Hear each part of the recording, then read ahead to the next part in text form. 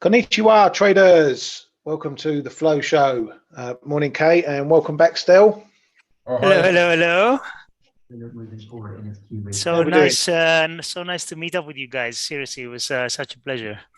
Yeah, very nice to meet you too, mate, and get some of the other Fin Twitters out and about, and some of our roomies. Very Indeed. nice, very nice evening all round. Did you have to dig yourself out of the snow when you got home? You know what? It was where I live, very close to the sea. There was very, very little snow 3-4 days ago. There's absolutely nothing now, so it's all normal. Yeah, back out on your surfboard already then. Exactly. Good stuff, good stuff. So glad you enjoyed your trip to London. Hopefully you did a bit for retail sales this month. We'll see if those numbers come in booming next month. Right, obviously lots to talk about, including obviously what's happening in the yen and Japan. As you can see from the chart there, we've been up and down the mountain. There's plenty more trips up and down that mountain, I think, before we know where we're going. So let's get stuck right into it. Just going to start with a bit of data, watching from around the globe. Starting with China, CPI data out, rising to 2.1%, a slight miss year on year, but still higher than last month. Ryan, what do you think about this number? 2% inflation in China as a principle, you know? I mean, yeah, we've got to think of it in terms of what happened elsewhere. You know, they had the virus, you know, shutdowns, lockdowns. There has been an impact. Even this CPI number is said to be partly driven by the lunar holiday that they just had New Year. It is something we're going to have to keep an eye. Where's the old chart gone? I don't know where the chart is. It is something that we're going to have to keep an eye on because it might be playing a bit of catch up. And it's going to be something that China's going to look at. It's obviously, you know, low. Yeah, I was going to say, I think the trajectory now, specifically since they're opening up, should be considerably higher. But obviously, who knows, and who can believe? I don't want to use that word, but yeah, who can believe this number? I don't know. Let's see. Yeah, I was going to look for a chart, but you know, as you can see, running backwards, it's been, you know, it hasn't really gone anywhere. It's been there or thereabouts. You know, it's been pretty steady. It's, you know, ticked up a bit, ticked down a bit over the last year or so. It's a different beast over there, though. Inflation. It's not like you see here. You know, they can do a lot more to contain prices. You know, they control fuel prices, for example. It's not market related, if you know what I mean. It's not market. Yeah. Good point, actually. Good point. So that's one of the things there. But it is something they'll keep an eye on. That we should take for definite, and it could mean the difference between whether they ease policy further to help the economy, or go the other way if they do see inflation picking up as they reopen. But then we get PPI data, and that's much softer than expected and softer than last month. So, you know, it's a bit of a mixed picture still over there. I think it's going to take a few months to sort out. But as I say, even that jump in inflation was said to be part due to obviously the easing of COVID stuff and the holiday that they had. So, yeah, definitely one to keep an eye on. We have heard rumour that they might be looking to cut rates or ease policy in this quarter, next quarter. So I think it's finally balanced. Let's put it that way, which way they might go on that. Well, I think we'll leave the Japanese stuff to last this time. I usually do it early on, but we'll leave it till last because there's lots to talk about there. So we'll just chip through some of the other data as well. We've got GDP Q4 numbers from the UK there. GDP coming in on expected 0.4%, year on year, quarter on quarter, flat, as we already knew. The monthly number was out as well for December, and that was a little worse than expected. So that may put a bit of downside pressure on the growth story. But it was a bit of a better picture in industrial production, which came in at 0.3% versus minus 0.2 expected. Year on year, not as bad as expected. Manufacturing came in flat, which some might call a a bit of a result, seeing as expected to come in minus 0.2, and again, year on year, not as bad as expected. So I think that pretty much sums up the UK and probably a lot of countries at the moment. Flat numbers coming out, nothing major either way. No deep recessions, no boom times either, and that's going to keep going, I feel, as we move through the next few months. The RBA, their minutes were out and they expect further rate hikes will be needed to bring down inflation. They see uncertainties around the outlook and the level where rates need to go to. They did revise up their forecast for core inflation, wage growth, GDP, and they left the unemployment outlook little changed. So it's just a bit of a follow-up to the RBA meeting that we had. As mentioned during the show yesterday, just to repeat, the Bank of England mob were in Parliament, a committee hearing on the MPR, the Monetary Policy Report, that was issued alongside the meeting last week. Temreva had the choice comment saying that where she sees herself now, she would consider a rate cut, but can't say at which meeting she would vote for this. She is one of the big doves. Last two meetings voted to keep rates unchanged, even while we're potentially looking for another hike, talking about cuts. And quite surprising, because even some of the doves on some of the other central banks are not talking about cuts yet. They don't want that language even coming into the discussion. So the fact that potentially she could vote for a cut at any time is a bit bonkers, if you ask me. Well, we've been talking about the Bank of England being dovish at every opportunity. Obviously, this was not an opportunity I could envisage, let's say, but you know, it's incredible. They will. I know it's only one person, the most dovish person on the MPC, but still, they seem to be the ones that are the most dovish, the earliest possible. You know, we're talking about hiking rates still, and there's one member, like you said, talking about cutting. It's crazy, but this is what it is. Yeah, this is what the market is. And you say, I mean, the pound is still largely holding up since all that came out, probably more to do with what's going on in yields and the dollar and everything else, and even gaining some against the euro. But yeah, it's bonkers talk. Speaking of bonkers, let's go to the ECB, and Nagel has called for decisive action to reduce the risk of the anchoring of inflation expectations, and says there's still some ground to cover with interest rates. Again, the ECB, as I say, different to the Bank of England. They won't do any sort of loosening of the tongue. They will push their message as strong and as hard and as much as they can to keep inflation expectations from becoming too high in the market, because that helps drive inflation. So inflation expectations are a big part of the ECB's mandate. Fed's Barkin says inflation is likely past its peak, but is still elevated. That's good analysis there, seeing as it peaked about 9 months ago.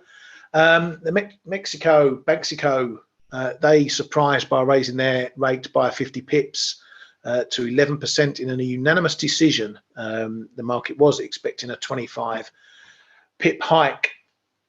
Lots of news coming out of Russia, and some big headlines putting oil on the bid.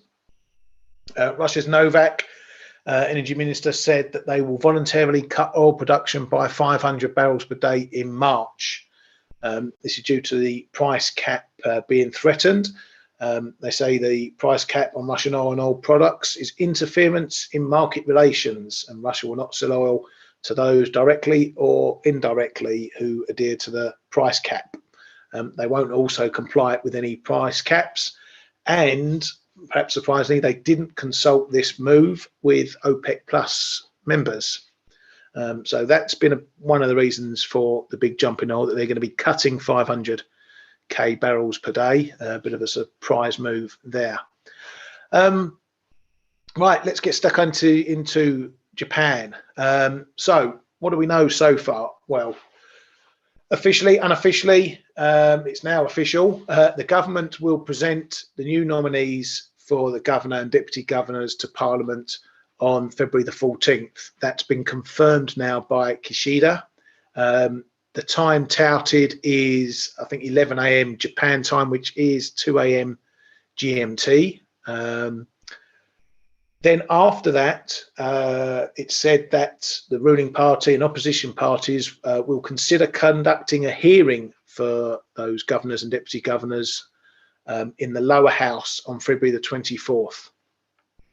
Suzuki still doesn't know anything because he says he's not heard any decision on when the government will present Parliament the nominees. But as I say, Kishida has come out not so long ago and confirmed it.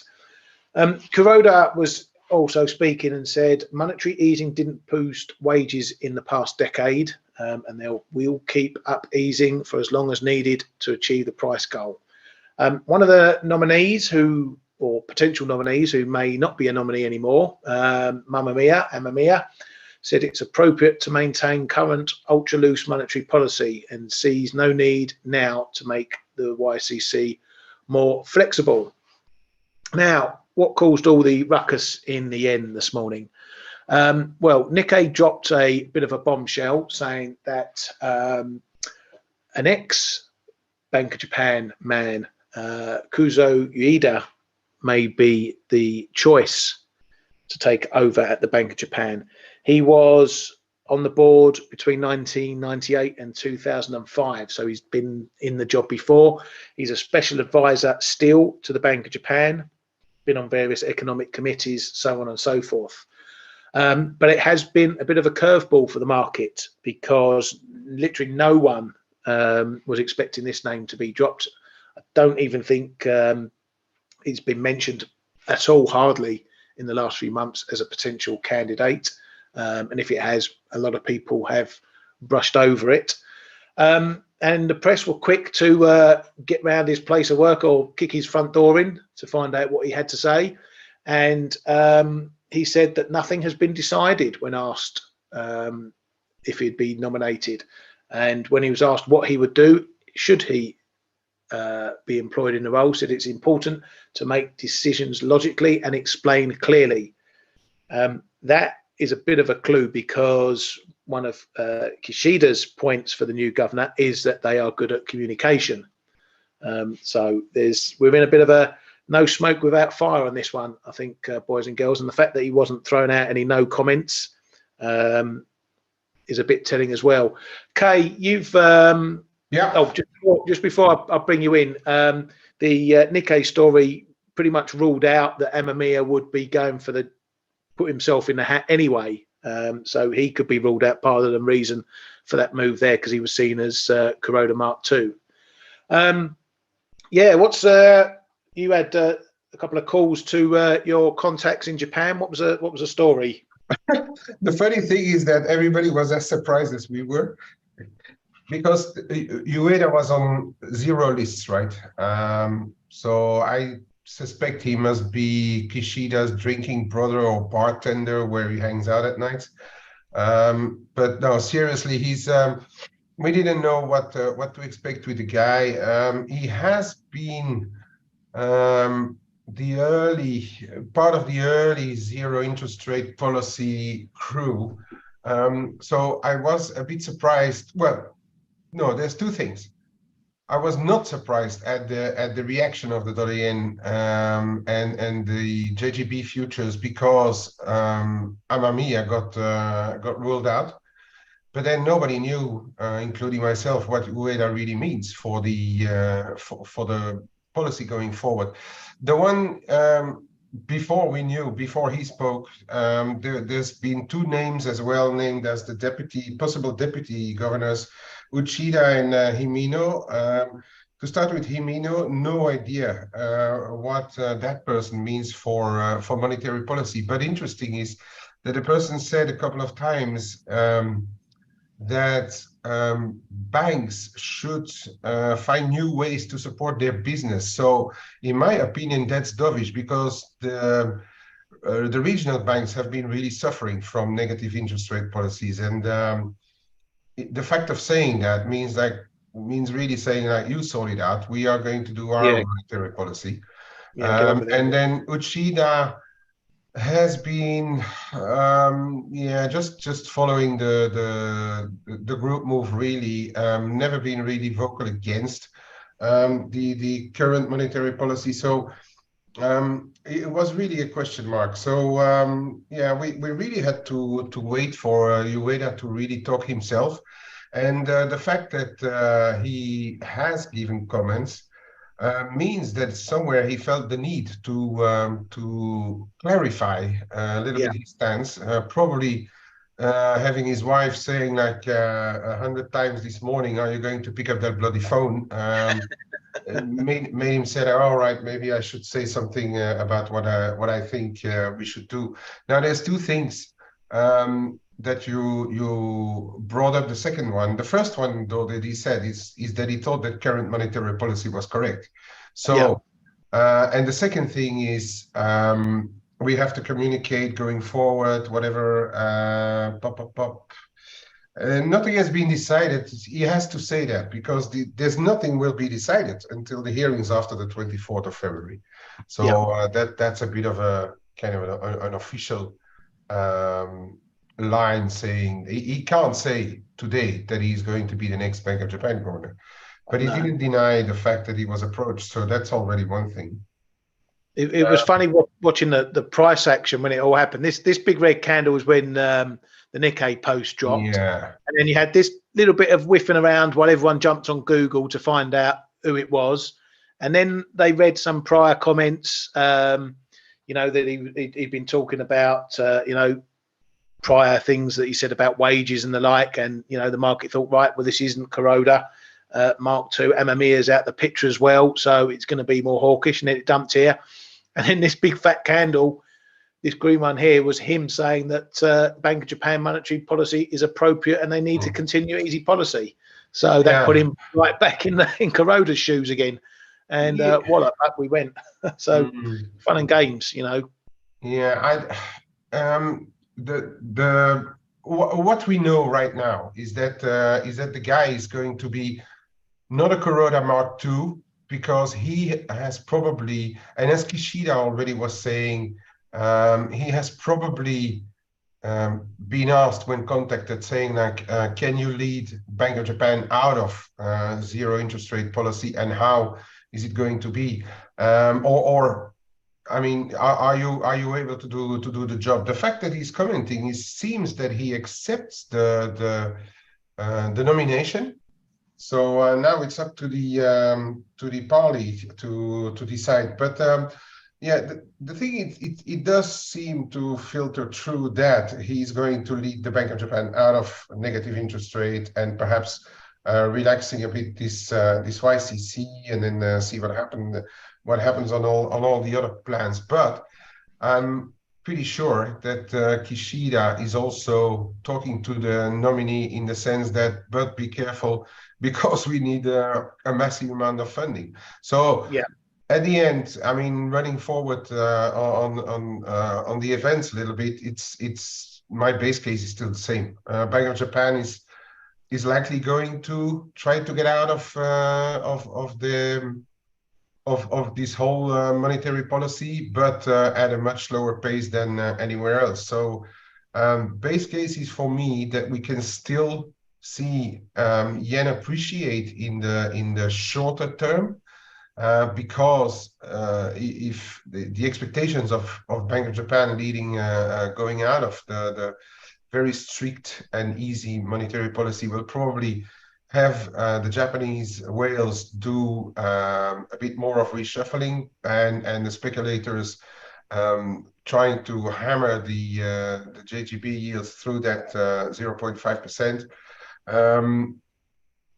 So that could have an effect, but then the longer it goes, I think this effect will wane, and because the Bank of Japan will always be slower than anyone else. But so that's the base case for now, and in fact, Ueda is just going to do what the market and we have been expecting for weeks and a few months now, is that they are in a slow process of normalization.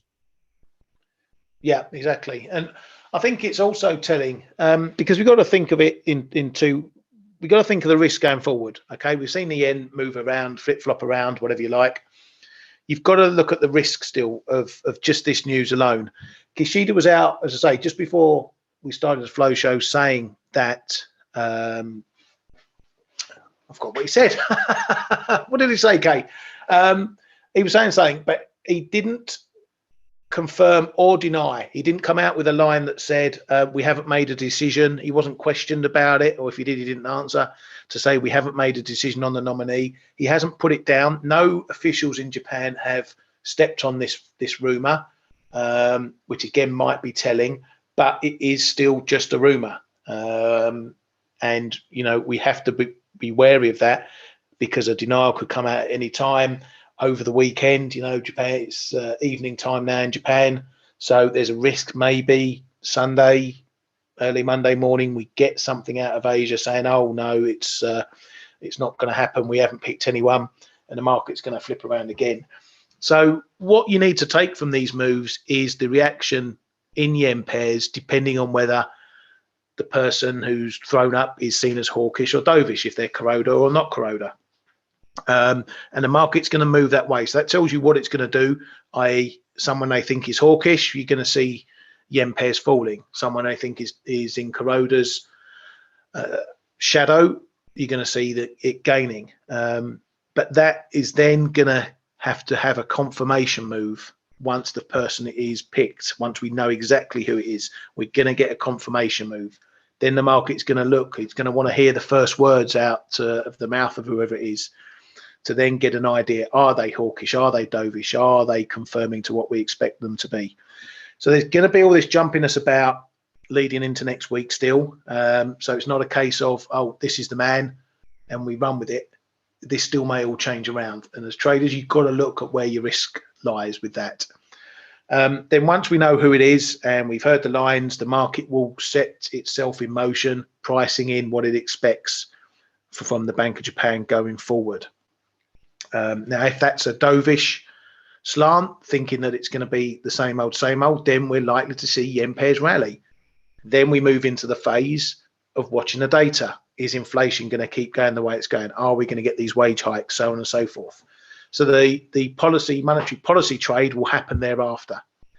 So it's important you know the stages of this if you're trading yen, because, as I say, markets are going to be up and down until we get some certainties from all this. Whew, lots to go on this morning. I was trying to do my notes, and all these headlines kept dropping, and I had to keep jumping off to see what was going on. I didn't trade any of it. Such was the speed at which anything went. But that's life. Right, so what's going on elsewhere? Euro dollar having a little mooch again at the 107 level. Let's get that zoomed out, get in the right one. Doing more walking around the ranges for now. A little look there at 107 again.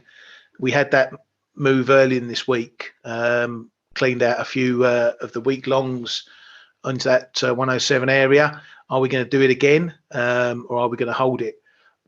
I've been saying all week I didn't like these bounces. They're looking very dead cattish, and I think that still remains the case. We're not out the woods here. If we do break down here, then it could be the low 106s we see next, maybe even more.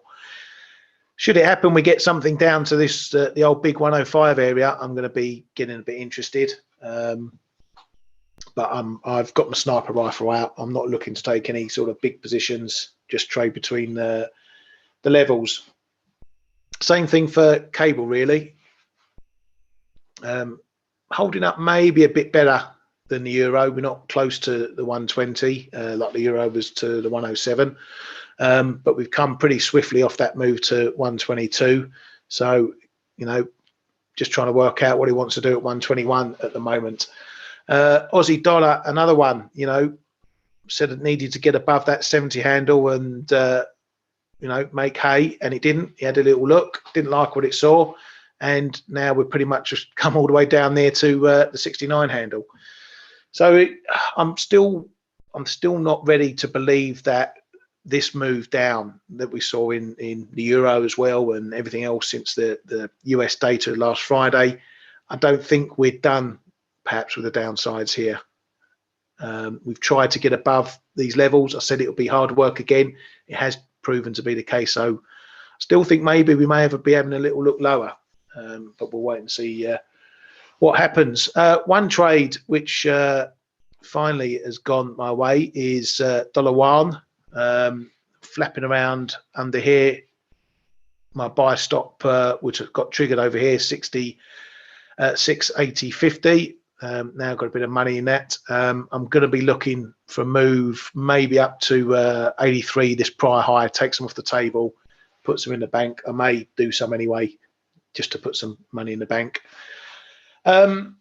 What's your view at the moment, lads? I mean, still, you're probably not doing an awful lot, having just been back from holiday and whatnot. China. Are you keeping your eye on silver, I assume? Yeah, I mean, I've been in touch with markets when I wasn't at Harry Potter or walking on Hyde Park, but I still think next week's CPI, US CPI number is going to be hugely important. It's the most important number of the month for me. And remember, there's a calculation change, etc., etc. I think we're going to see a reading lower than expectations. We're expecting to drop, I think, 0.3% year on year. I think it could be as much as a whole percentage point. I know I sound crazy, but that's what I think is going to happen. I could be wrong, but my view regarding metals. For those of you who were in the chat room, I did start very, very slowly. I just took a quarter position long earlier this week, 22.48 if I recall, and I want to keep adding. I don't want to be caught without any position when this goes. So I'm just starting very slowly. I'm going to keep adding all the way down to 19 if we get there. But my view overall is that I think following the payrolls number from last week, we probably continue to see a little bit more of this move continue. So dollar probably inching a little bit higher, equities inching a little bit lower. But having said all that, going into the CPI next week, I don't think we're going to see any big moves now. We're 2 days away, 2 trading days away. And I think that the market's anxious to see what's going to happen because, again, it's a big binary event. If inflation comes in line or even higher, I think it's going to be the final nail in the coffin. And I do think that risk is going to get really slammed. Because let's face it, equities have been quite resilient, even with everything that's been going on and Powell telling us we're going to keep fighting inflation, et cetera, et cetera. The S&P is above 4,000 points, which is not too bad considering what's happened over the past year.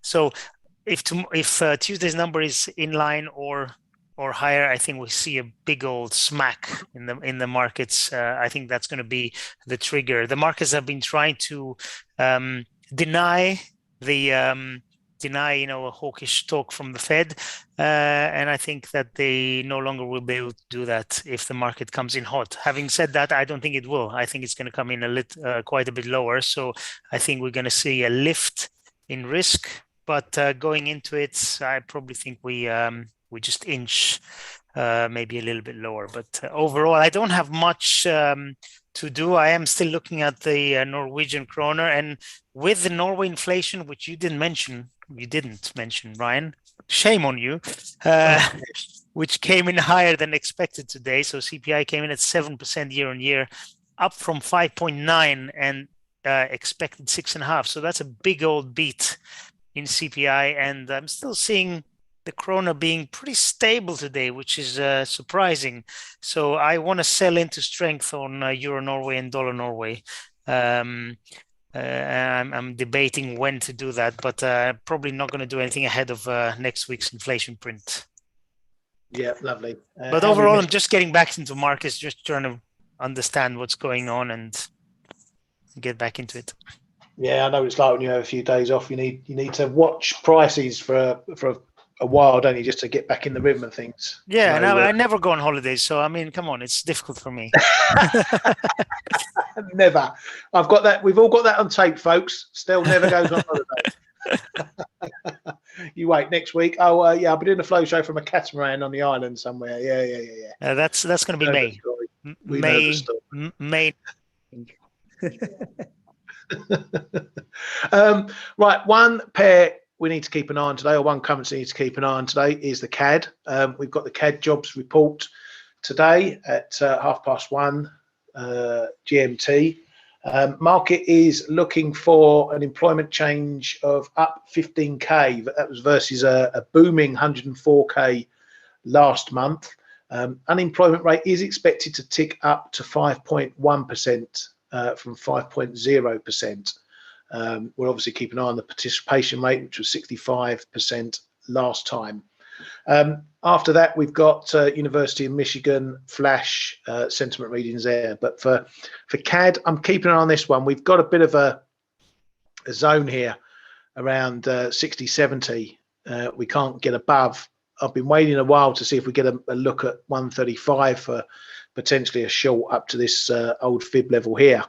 But I'm going to be careful with this one because we might be pretty close going into jobs numbers, and if it's a stinker, it'll probably take out 135, and might even get up to 136. So I'm going to keep an eye on that.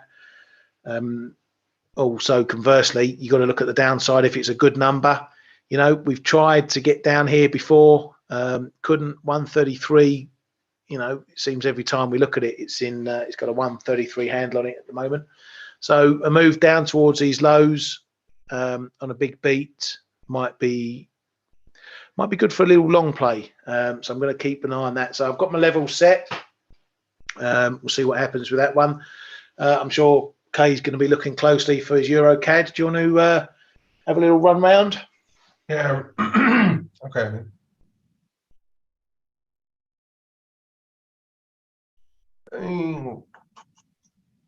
Yeah, first of all, let's since you brought it up, let's have a look at this EuroCAD. Then yesterday, I'm actually out of my position because yesterday I thought this level should have held on the top side 144.40, and it didn't. Of course, it didn't completely run away and had a little dabble in it, but I don't have any specific position in it ahead of the unemployment data. The thing is, every time we're expecting some serious setback on those Canadian employment data, but they keep on surprising. Again, last month was a big surprise. I'm also keeping a close eye on the balance between full and part-time employment, because that, to me, is somewhere cementing the viability or not of any move derived from the headline number. But anyway, I think this 144.40 and then above there 65.75 is going to be important again on the Euro Canada. If in turn we start to break below 143.5, then I think this double top formation could finally reach its destination in the low 142s. And that's for the Canadian report. On dollar CAD, I have absolutely no view and no intention to even trade it, because I find it so trading in between the goalposts and trying to take one side and trying to take the other, and then oil and gas is pushing it around. I don't want to trade the dollar CAD because the dollar and the CAD could have the same kind of impact, and we are seeing it actually. If you look at a cross like this Euro CAD, and then you look at stuff like the euro dollar, it's not miles away from how the euro dollar scenario looks. Then speaking about what Stelios was saying on a quick look at the metals. So gold finally broken that trend line here. We may be on our way to mid 18s, perhaps 1830 again. Keep an eye on the top side here, 1875. But I don't know if the market really wants to do a lot with it before the US CPI. The US CPI will be, of course, the the most important data point of next week. By the way, Stelios, are you still there? Yes, I am, sir. On this change of method of the CPI, could you put something in our newsroom to yes, of course, to show what is actually changing in the methodology? I think they're going to a 1 year on 1 year 1 year sample instead of a 2-year sample. So that right. So if we think of shortening that may mean that we get a bigger drop. Exactly, because your reference point from last year is going to be 2022, right? Which is a higher rate of inflation overall of prices. Okay, so we're in for a bit of saloon doors then on the CPI next week, because imagine it comes lower, but compared to the new methodology, it could have been lower. So you're going to have like the perfect saloon door trading there on the dollar, perhaps next Tuesday. Yes, I'm going to post something now on the news and research chat room. Thank you. So silver, we've been talking about this 22 zone. We had a quick drop below. Right now we're trading around 22.10. So this zone is probably going to be very important where we end up after the CPI next week. I'm still very, very, very patient. Imagine we are having, despite expectations, a sticky or surprise to the top side. There's nothing preventing this from dropping another buck or even a buck and a half. Where we'll see about that. Euro dollar, you have already covered that, Ryan. On the dollar yen, yeah. So it's still the same as yesterday, really. There is this. Oh no, that's euro dollar. Sorry. On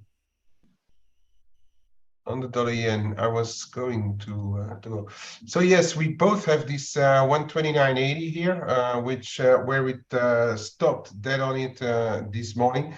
So that's going to be a level to reckon with. Bit of a intraday or intra move, double top forming here around 131.85.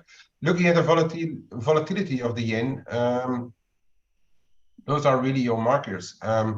One can now put back the 130.40 in the frame, perhaps because that's where it really halted on the first leg lower this morning, and then we did the extra bit. But again, preparing for next week and for the nominations and everything, I think now the 132.70, 133.05 could be our new 134.5 here, because we've seen quite a bit of traffic. So this is one I'm going to monitor very closely going into the next week. For today, I'm really not looking at doing much at all. First of all, because it's Friday. Secondly, because the market may just be in a adjusting position mode already, not wanting too much risk into the weekend. But there's one I'm going to have a look at later on, because I'm finding it relatively interesting. Euromex. So as people know, I've been short from around here, and then I bought some back yesterday. I actually completely missed Banxico. So I had the surprise finding that my take profit was done on parts of my shorts here at 2015. I'm keeping a core short. I think this is ready for a move lower soon, but I'm keeping room in the books to add perhaps again already around 2025 when I got back.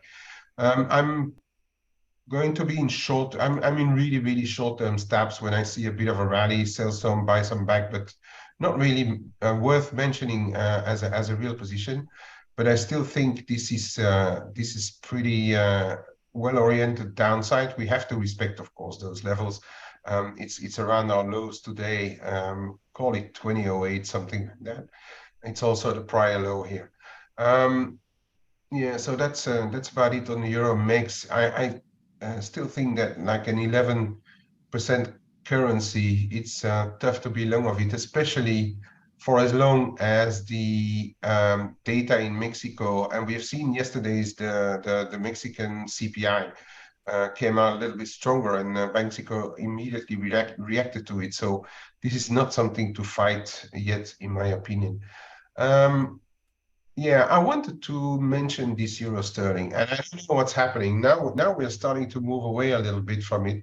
We're back around yesterday's lows, but it looks like somebody has put a magnet around on this 88.5, and I don't really know why euro sterling is trading a little heavy right now, but I guess the market is still managing its positions. I'd say I'm looking to cover all the rest of my hedges against my 88.5 call if it comes down to low 88s, and then perhaps not do anything before the end of the week, but next week, if everything stays the same, perhaps starting to add a little bit of cash here as well.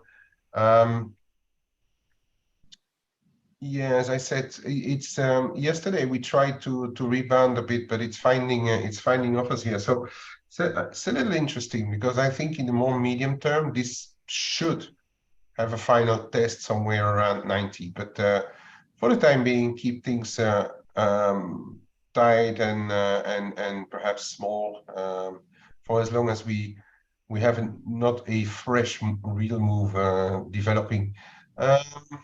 What else? Does anyone else have anything else to talk about?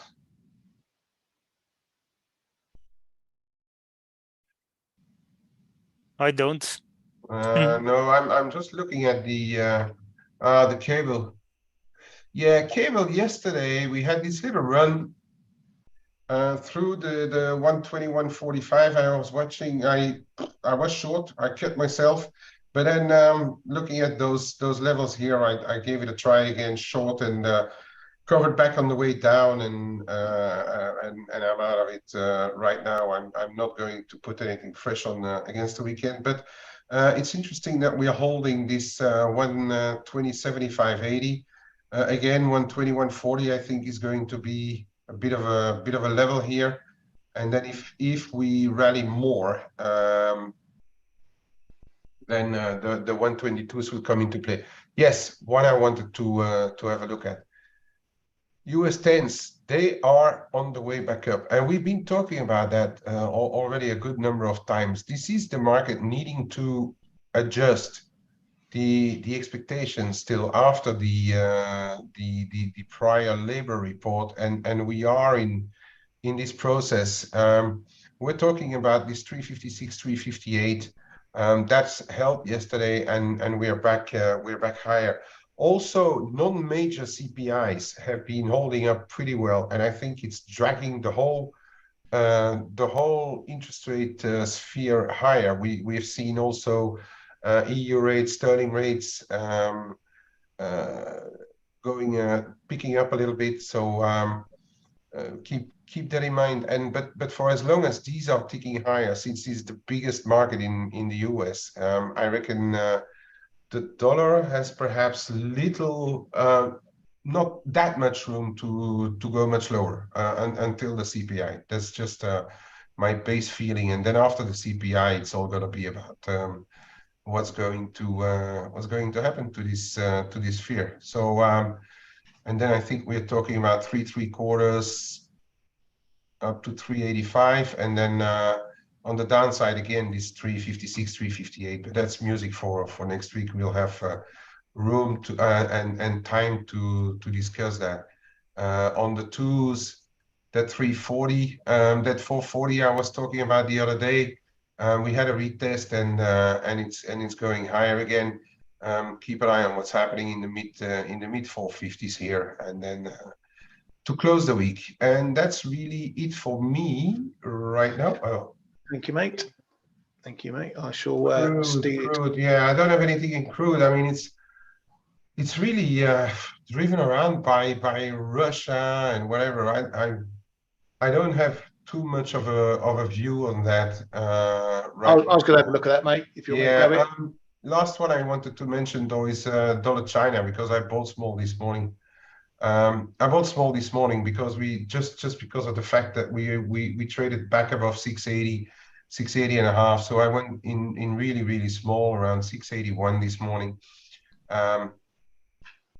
Just looking for a move up perhaps to 685, 86-ish. Right, back to you, Ryan. Thank you, mate. I shall steal that because I saw Sarkis comment there.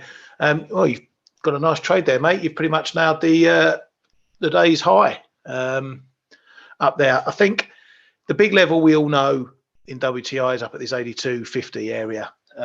You know, that's been the ceiling for a couple of months now. So that's the ultimate level. If we're above there, moving above there, and it's holding the support, then obviously we're going to be heading up higher.